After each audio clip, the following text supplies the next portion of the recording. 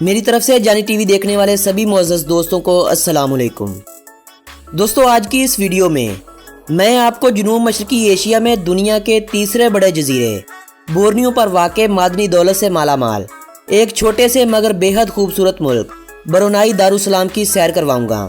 جی ہاں، یہ وہی برونائی ہے جس نے دنیا کے نام نہاد ٹھیکیداروں کے ہزار بار منع کرنے کے باوجود بھی اپنے ملک میں اسلامی سزاؤں کا انعقاد کر دیا۔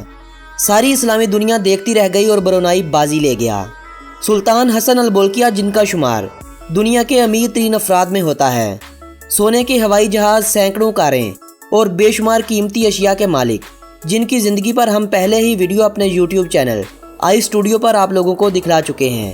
اگر آپ دوستوں نے ابھی تک سلطان حسن البولکیہ کی زندگی پر بنائی گئی وہ ویڈیو نہیں دیکھی تو ڈسکرپشن باکس میں اس ویڈیو کا لنک دیا گیا ہے، آپ وہاں سے جا کر اس ویڈیو کو دیکھ سکتے ہیں۔ اور جن دوستوں نے ابھی تک ہمارے یوٹیوب چینل جانی ٹی وی کو سبسکرائب نہیں کیا وہ اس چینل کو بھی جلدی سے سبسکرائب کر لیجئے اور ساتھ بنے گھنٹی کے بٹن کو بھی دبا لیجئے تاکہ تمام سیر و سیاحت پر مبنی ویڈیوز آپ کو جلد سے جلد موصول ہو سکیں۔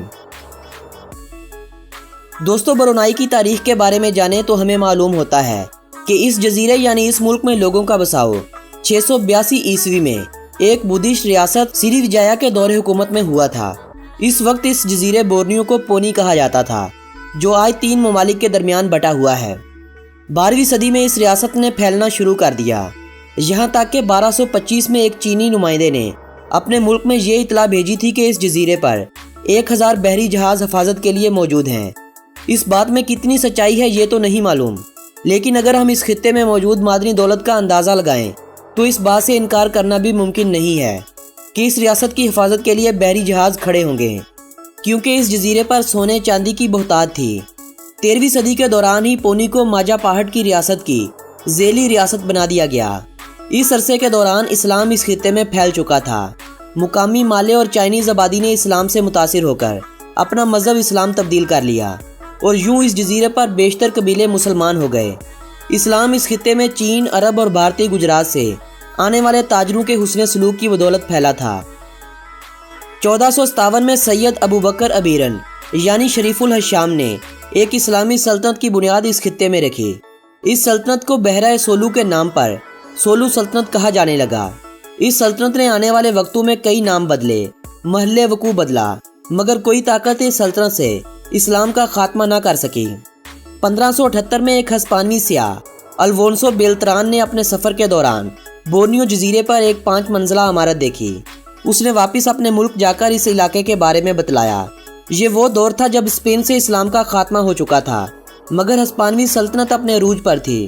ہسپانوی فرمانرواؤں نے اسپین سے 400 فوجیوں کو وہاں بھیجا، جنہوں نے 300 کے قریب غدار بورنیو جبکہ 1500 نوجوانوں کو فلپین سے بلوا کر اچانک سے دارالحکومت پر قبضہ کر لیا۔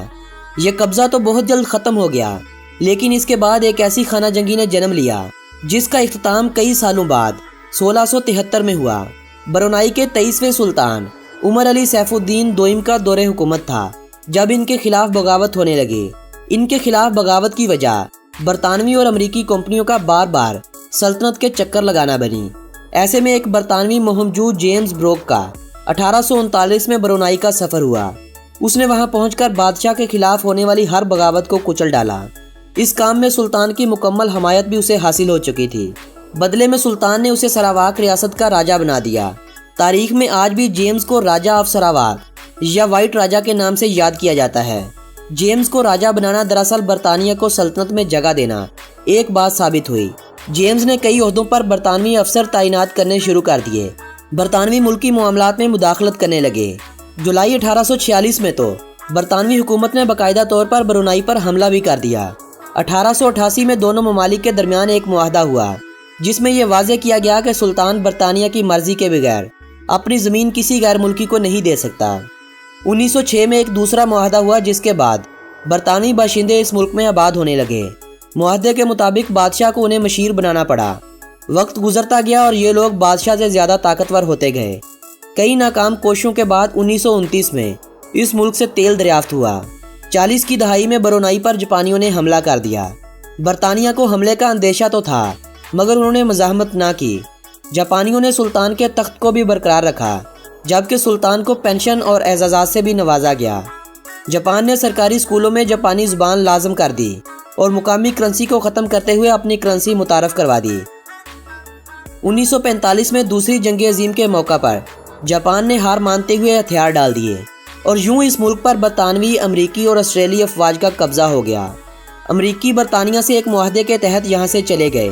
اگلے سال 1946 میں برطانیہ اس ملک کو چھوڑ کر چلتا بنا، مگر برطانوی فوج میں کچھ ایسے لوگ بھی شامل تھے جنہوں نے دوسری جنگ عظیم میں حصہ لینے کی غرض سے آنے والے آسٹریلی فوجیوں کو ساتھ ملا کر ایک فوجی حکومت قائم کر لی۔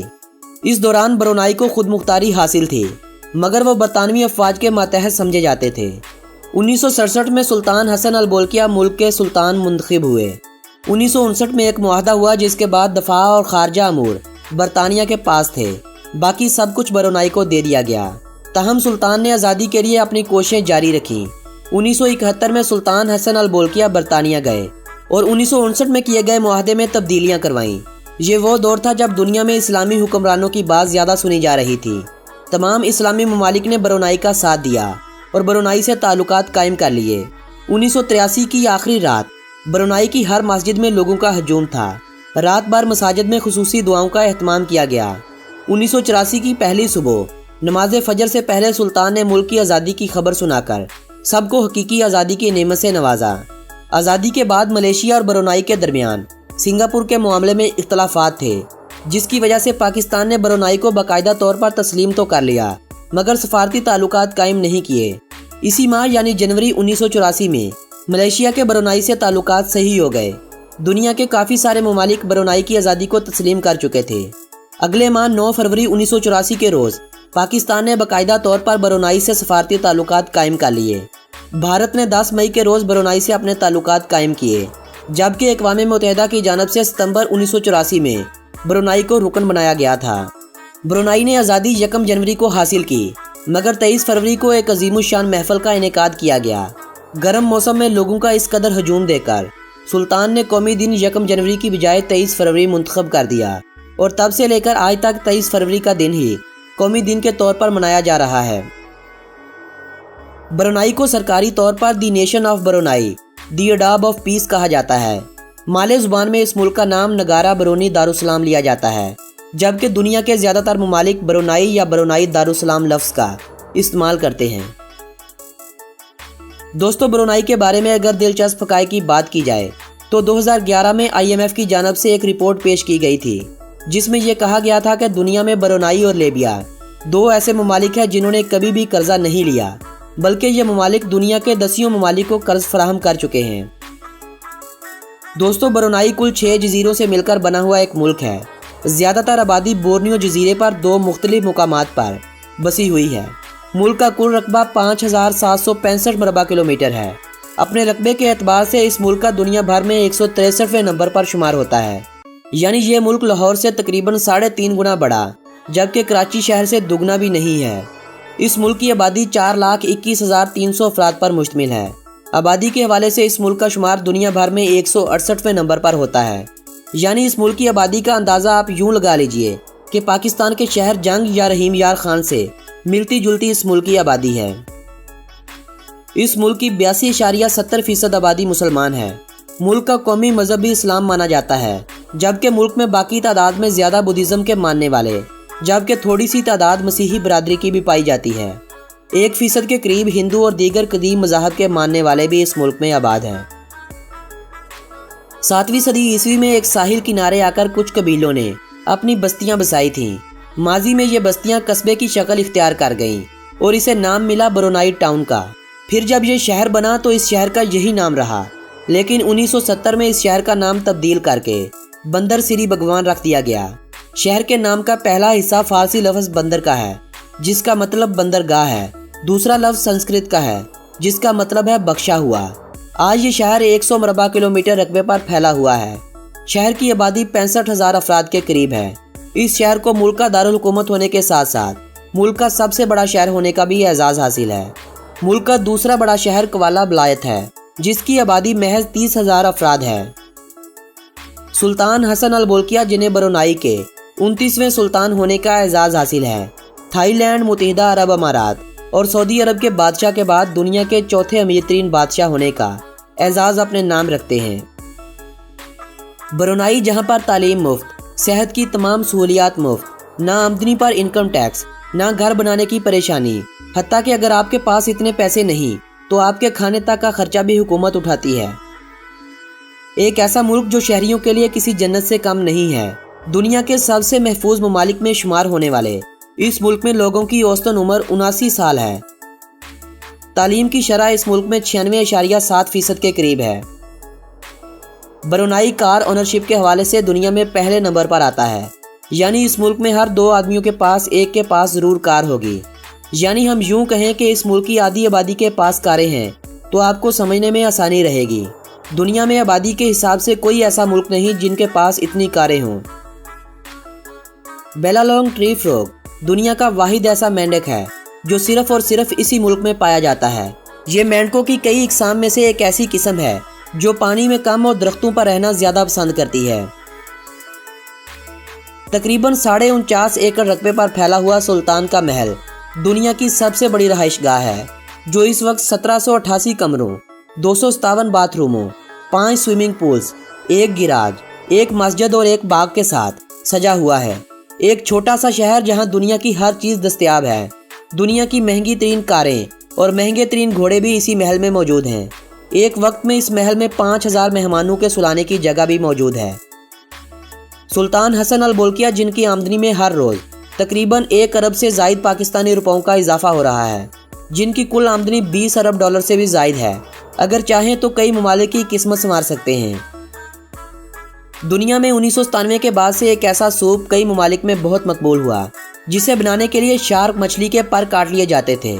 ब्रुनाई दारुसलाम एशिया का वो पहला मुल्क बना जिसने 2013 में शार्क फिनिंग यानी शार्क मछली के पर काटने पर पाबंदी लगा दी थी।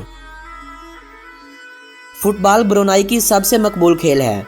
फुटबॉल के अलावा पोलो, हॉकी और ओलंपिक्स की चंद खेलें इस मुल्क में ज़्यादा शौक से खेली जाती हैं। +673 इस मुल्क का कंट्री कोड और .bn इस मुल्क का कंट्री डोमेन नेम है। इस मुल्क की कुल GDP 36.8 बिलियन डॉलर है। 83,776 US डॉलर के साथ फीकस मजमूई आमदनी के हवाले से इस मुल्क का शुमार दुनिया के चौथे अमीर मुल्क के तौर पर होता है। इस मुल्क की करेंसी को ब्रुनाई डॉलर कहा जाता है। 1967 के बाद से इस मुल्क में इस करेंसी का इस्तेमाल हो रहा है। $1 103 पाकिस्तानी रुपयों जबकि 51 इंडियन रुपयों के बराबर समझा जाता है। ब्रुनाई पाकिस्तान से 5546 किलोमीटर की दूरी पर वाक़ है। वक्त के लिहाज से यह मुल्क पाकिस्तान से 3 घंटे आगे है। इस्लामाबाद में मौजूद ब्रुनाई की एम्बेसी से आप वहां का वीज़ा लेकर ब्रुनाई में दाखिल हो सकते हैं। इस मुल्क में कामकाज की गर्ज से जाने वाले पाकिस्तानियों की तादाद बहुत ही कम है, इतनी कम कि 500 अफराद से भी कम पाकिस्तानी इस मुल्क में मुकीम है। मुल्क का दर्जा हरारत औसतन 26 डिग्री सेंटीग्रेड रहता है। साहिलों के करीब मौसम गर्म और मुअत्तिल रहता है, जबकि कुछ इलाकों में तो गर्मी इंतहा को भी पहुंच जाती है। इस मुल्क के 2 हिस्से हैं, दोनों एक दूसरे से अलग थलग हैं, बिल्कुल ऐसे ही जैसे एक वक्त में मशरकी पाकिस्तान और मगरबी पाकिस्तान हुआ करता था। यानी ब्रुनाई के दोनों हिस्सों के दरमियान मलेशिया की सरजमीन वाक़या है। मलेशिया से इस मुल्क की 381 किलोमीटर की सरहद मिलती है, जबकि बाकी इतराफ में साहिल समुंदर वाक़या है। शराब नोशी इस मुल्क में ममनू है। गैर मुल्की अपने साथ 2 लीटर से ज़ायद अल्कोहल नहीं ला सकते। जना पर मौत की सज़ा, चोरी पर हाथ काटना, तौहीन रसालत की सज़ा मौत, हम जिन्स परिस्थिति पर संसारी, ये वो सब सज़ाएँ हैं जिनका इतलाक हाल में ही ब्रुनाई के शहरियों पर लागू हो चुका है। ब्रुनाई के सुल्तान का कहना है कि इन सज़ाओं के बाद ब्रुनाई दुनिया का वो मुल्क बनेगा जहां पर जराइम 0% हो जाएंगे। माले इस मुल्क की कौमी ज़ुबान है, जबकि अंग्रेज़ी बोलने वाले और समझने वालों की एक कसीर तादाद इस मुल्क में मुकीम है। चाइनीज़, अरेबिक और दोसन ज़ुबान बोलने वालों की तादाद भी इस मुल्क में मुकीम है।